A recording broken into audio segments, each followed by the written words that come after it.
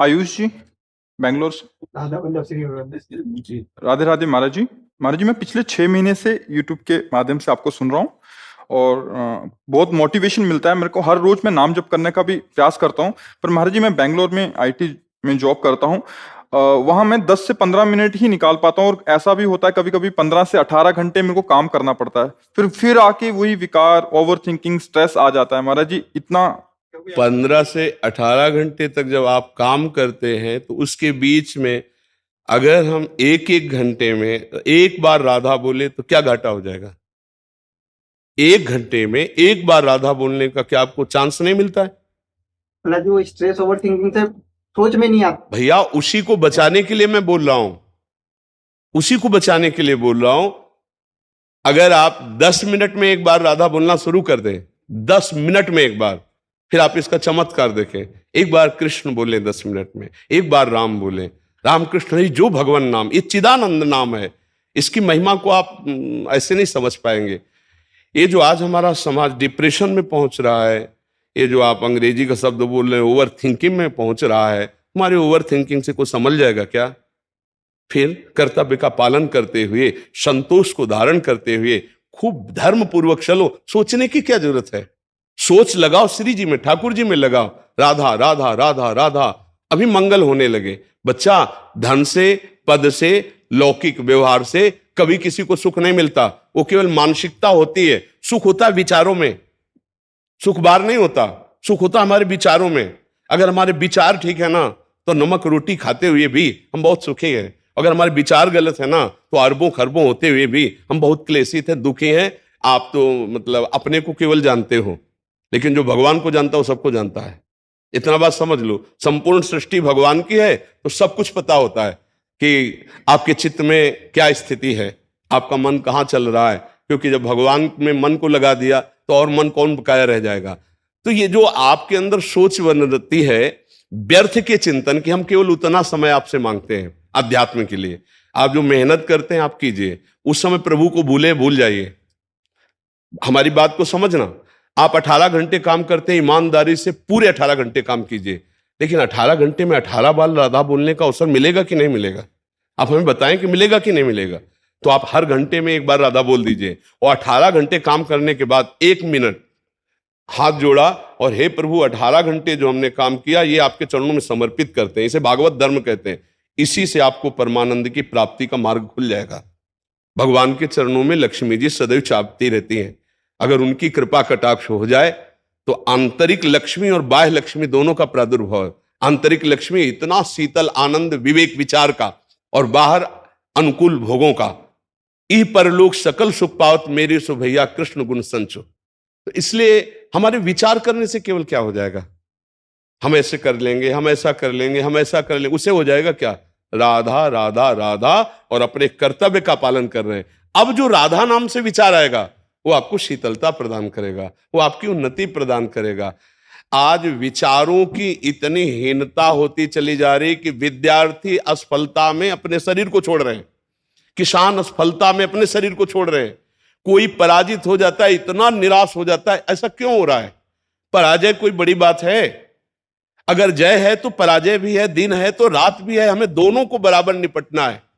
सुख दुखे समय कृत्वा लाभा लाभो जया जयो।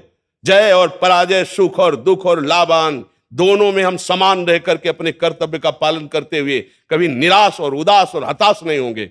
हम राष्ट्र सेवा करेंगे, समाज सेवा करेंगे, भगवत सेवा करेंगे। ये क्या फेल हो गए तो तुम शरीर हार गए, तो ये निराशा क्यों? हमारा मनुष्य शरीर निराशा के लिए नहीं मिला। हम भगवान के अंश हैं। एक बार हारेंगे, दूसरी बार ऐसे पैर जमाएंगे कि हम आगे निकल जाएंगे। हमको हारना नहीं। हमारे जीवन में निराशा और हताश और उदास ये नहीं आने चाहिए, ये बिल्कुल नहीं। हम कोई पशु है? प्रारब्ध के अधीन चलते हैं। हम मनुष्य शरीर में हम राधा राधा बोलेंगे, अपने कर्तव्य का पालन करेंगे, देखेंगे हमें परास्त कौन करता है। हाँ, हमें यह देखना मैं हारा क्यों, मेरी चूक क्या है, उसे संभालना है। हमें हार में नहीं डूबना है। हमें उस पॉइंट पर जाना है कि मेरा अभ्यास में कमी हुई, खेल में हार गए, मेरी पढ़ाई में कमी हुई, मैं हार गया, मुझे मेरी समाज प्रियता में कमी हुई, मैं हार गया। मैं हारा क्यों, वो हमें सुधार करना है, ना कि हमें निराश हो जाना है, हताश हो जाना है।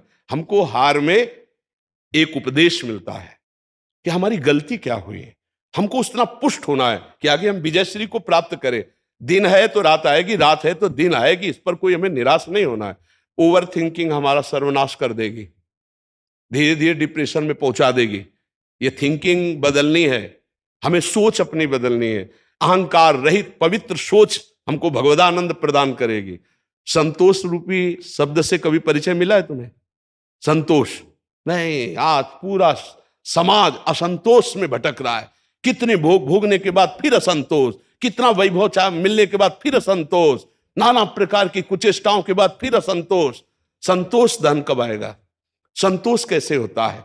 अगर उसकी जानकारी नहीं है तो दिमाग सबके खराब है।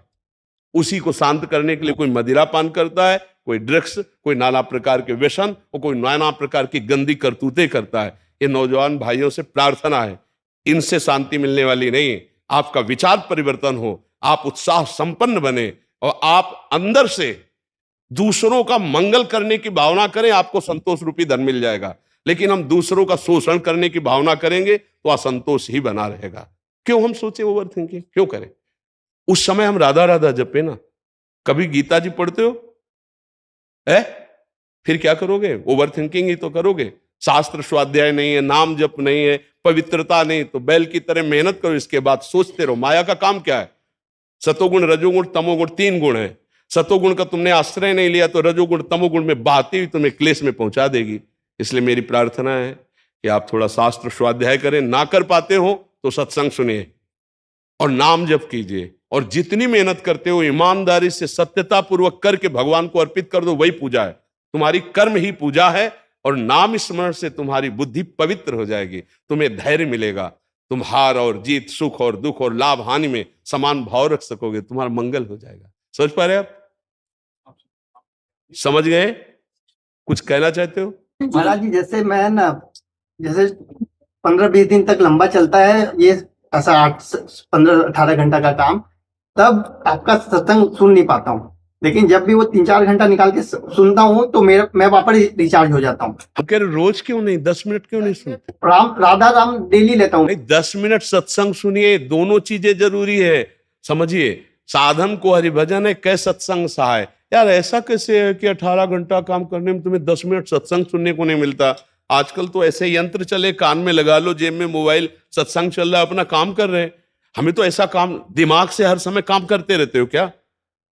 कान में मोबाइल लगा हुआ है, सत्संग सुन रहे हैं, शरीर से काम कर रहे हैं, क्या परेशानी है? मीटिंग चलती रहती है बैक टू बैक। तो यार क्या 18 घंटे मीटिंग आज तक हमने भारत में किसी की नहीं सुनी कि लगातार 18 घंटे मीटिंग चलती रहे। ए बहानेबाजी मत बता यार, ले ऐसा गलत बात है 18 घंटे।